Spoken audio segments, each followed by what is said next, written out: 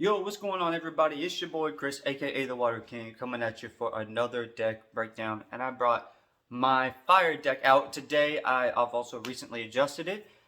So we are doing the giveaway later tonight for the Chaos Crystal and the Mothman. So that's the video that will be dropping tonight. I don't want to drop too long videos back to back next to each other. So I'm dropping this midday. It's about 2:30 right now. That's when I'm recording it. So hopefully we can get this out super duper fast. Don't forget to go watch that. If you're watching us on YouTube, don't forget to like and subscribe and to hit that notification bell. It really helps us out. And then if you just want to support the bros even more, just go in and like and subscribe. You don't necessarily hit the notification bell if you don't watch us on YouTube, but if you like our content, certainly help you bros out for subscribing on the YouTubes. But anyway, I talked really fast, I think, in this video. But there was so much to get into, because if I don't explain the combos, then you won't really understand even why I have these cards in here. Whereas like other decks that I've done so far have been pretty straightforward, of just attacking, using the cards that, pretty blatantly. Whereas this, I kind of think outside the box a little bit, but it is super duper strong combo, highly aggressive. It's one of my favorites. It's my fire deck. I call it Wildfire. Woo!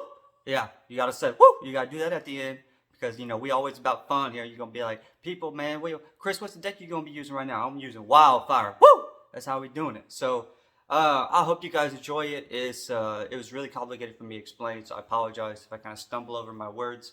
It was just a lot, but I appreciate you guys, and thanks for watching. Okay, so let's get right into the fire deck. So this one is very combo heavy. So if you need to watch this video a couple of times, it's a-okay. I recommend, though, if you can, like, I just recommend building it and then trying it yourself as soon as possible, because that will help you understand it the best. But if you don't have all the access to all the cards, and then and you're just like trying to figure out if you like this deck, maybe watch it a few times to really understand and grasp its full capability. So we're gonna call this bad boy Wildfire. Woo! Because we're gonna burn the shit out of everybody. Alright. So we got 10 flame aura and we got 2 unending fire crystals. Now I know that I said that everybody's rocking absorb aura, so it's kinda, I don't know, we'll see. But if you know anything about like the lightning decks, they need their crystals, and if they can just have it out for like one turn and get like one Quetz out, it's like bam, the game is broke open. So it's kind of the same here, right? If you can just even have the fire crystal out and get one turn's use out of it, you are a-okay, because all you want to do is just accelerate your deck even just a little bit, and that would be just fine, because we are trying to just be super duper aggressive, just like a lightning deck. So let's get into it further. We got 4 lightning in it bottles. I believe it's at 42 cards, so I took 1 lightning in a bottle out, and I think that was the best choice, because you don't really want to lose any beasties or spells, because they're heavy into the combo, but the lightning in a bottle will be great for the Piazza Bird later. So then we got the Krypton Nation. Everything in here except for like Headless Annie is Krypton Nation and Hell's Gate. So it'll be in beastie wise. So you're not going to be able to worry about that. You can play anything with Krypton Nation or Power Up Red. You can play a spell with the Krypton Nation page. So it's a great one. And then we got 2 bookmarks. We got 1 Hell's Gate. So Hell's Gate is really cool. I don't think I've covered it before. So it's 3 fire aura, 2 neutral, 100 LP. It's 1 per spell book. It's a harvester, so you can generate aura, and then when it's in the arena, you may contract fire beasties from your limbo, and they gain fleet footwork. All beasties you control that are destroyed while Hell's Gate is in the arena go to the afterlife.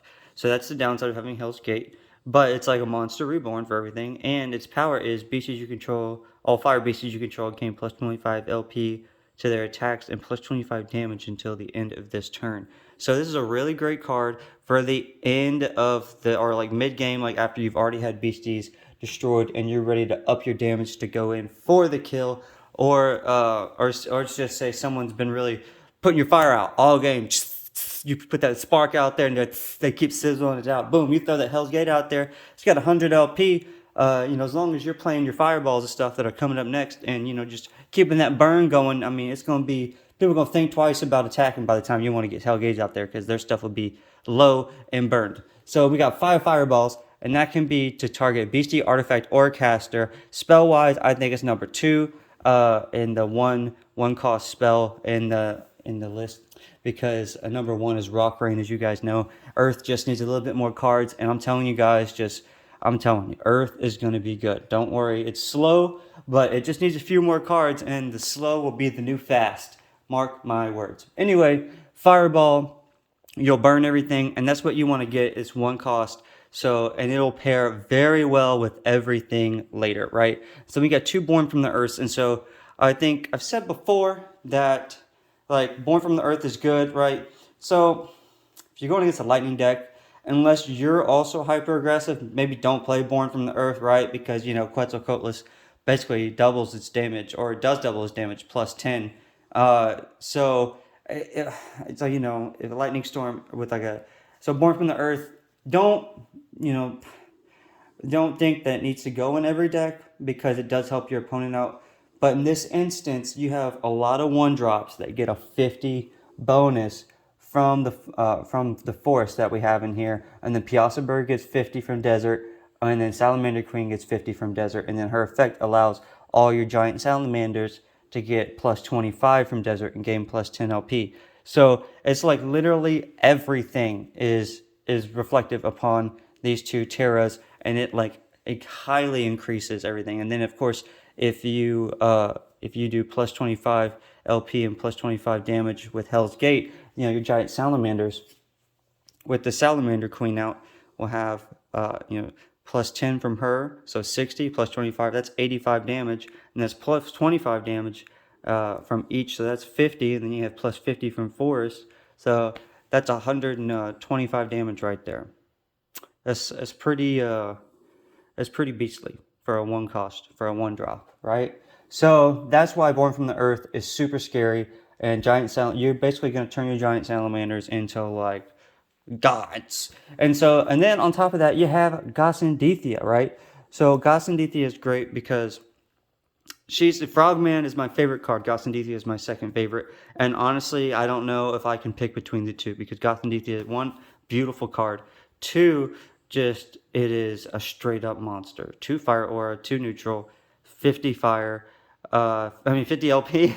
And you have 2 per spell book. During your turn, you may contract spells that share an aura type with aura pages that you control from your cemetery as if they were in your chapter. You may only contract each copy of a spell in your cemetery once per turn this way. Gossendithia cannot gain traits, so you can't play invisibility on Gossendithia and give it invisibility. And you can't, and like Hell's Gate won't give Gossendithia fleet footwork. So it is what it is, but you don't have to have fleet footwork to use this power. Eruption, this attack gains plus 10 damage for each spell that was contracted during this turn. So even if your opponent uses a bunch of spells, Gossendithia will gain attack as well for their turn. So but Gossendithia would be great for your 1-drops, fireballs, just boom, boom, boom, boom, boom, over and over and over again. And then if you pair that with Piazza Bird, you can get Piazza Bird on the field with Gossendithia and all those fireballs in your cemetery. If there is a fire within eyesight, Piazza Bird's attack gains plus 50 damage, so you're going to want to have fire as one of your items. It's 3 fire aura, 90 LP, is flying, and like we talked about earlier, 50 attack plus to its attack from Desert. And so while Piazza Bird is in the arena, all fire spells cost 1 less fire to contract. So that means that if you have Piazza Bird and then Gossendithia out on the field, you can play all 5 fireballs from your grave for free every single turn. That is super duper OP. You just burn the caster, burn 4 beasties. Burn the caster, burn 4 beasties. Or if everything's already burned, then you just burn 4 beasties, burn 4 more beasties, and you just boom, boom, boom. You just rack up all them burn counters constantly. And on top of that, with your fire in the desert, that's going to bring Magma Blast all the way up to a whopping 175. And it also inflicts burn, so whatever you attack is going to be burned as well. So just, if you can't tell, we're really trying to get that burn up here, because if you do, Headless Annie will just be the fucking, she'll just be, oh my god. So 55 LP with 3 fire and 2 neutral aura, 1 per spellbook, and has stone skin. So don't worry, ain't nobody gonna just, just knock her out with spells. But when she contracted, you may inflict 5 burn onto target beastie. That's super strong. And then once per turn, remove all status effect counters from each beastie and caster. This page's attacks deal plus 10x damage this turn, where x is the combined sum of counters removed this way. This beastie does not fatigue when using this power, and its attack already has 50 enraged eruption. So basically, just think about it as like every burn can have up to like 6 counters. So you have 5 fireballs that you can just do every turn. That you can just potentially, let's just hypothetically say we get all 6s. That's 1, 6, 12, 180, 240, 300 attack. So that would make Annie's attack 350 damage. That's so explosive, right? So you don't want to downplay, the Headless Annie. If you thought Piazza Bird was strong, you want to go ahead and not forget about Headless Annie. And then, so before we move on to Phoenix Rain, we're going to go ahead and hop in with Salamander Queen when we're talking about spamming spells, because we got 5 Fire Aura and 80 LP, 1 per spellbook, 50 attack to plus 50 plus to its attack with Desert. And then while Salamander Queen is in the arena, all other beastie dinosaurs you control gain plus 10 LP and gains plus 25 from the Desert Terra, like I said earlier.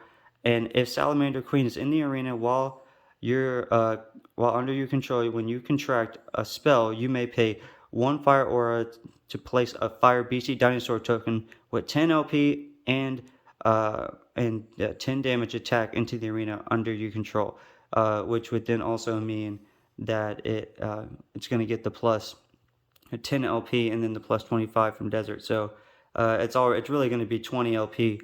And then if you have Desert out there, 35 attack. So that's really strong, each tokens. But that's okay, because you can also just send them to the Limbo and send X Beastie, Fire Beasties you control to Limbo to deal 25x damage to the original target that this beastie declared an attack against. If this attack is used while defending, it has no additional effect. So basically, if you're attacking something and like it's flying or whatever, you can just send 4 of those fire tokens to the Limbo, and then you can like destroy Quetzalcoatlus, and then boom, there's it's gone, poof. And then you have 2 Phoenix Rains. Deals 100 damage to all casters. All non-fire beasties and non-water beasties in the arena are inflicted with burn. So it's 100 damage. It's an even. So yeah, that's a big risk, but it pays off because you're trying to be hyper aggressive. And the only other decks that's going to be hyper aggressive like this are like other fire decks or like a lightning deck. And then of course you have Power Up Red and New Year's New Beginnings. I don't really think at this point that we need to go into Power Up Red and New Year's New Beginnings too much. Plus 100 LP, plus 100 damage from Power Up Red and the New Year's New Beginnings. Basically you and the opponent caster just dump your hands into your cemetery and you get 7 new cards. It's really, really strong.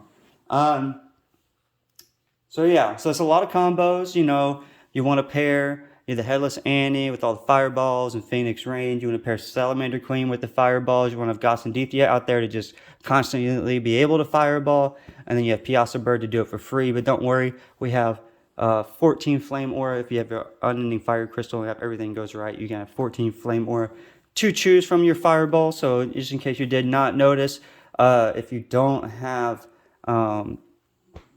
what you call it, so like if you don't have Piazza Bird out, we have 5 Flame Aura, so you'll be able to create 5 tokens with the 10 Flame Aura. So don't worry, we got you covered. It's maximum efficiency, I believe, for this deck. I hope you guys enjoy, and this was another deck breakdown from the Water King and a video from the Dueling Bros. Don't forget to like and comment if you feel the need to, like, you want to say something to me, like, why don't you try this, or why don't you add this to the deck, or hey, can you do this type of deck breakdown next?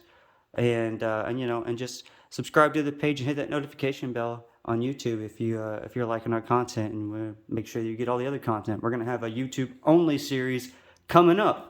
Peace, guys. Have a great day.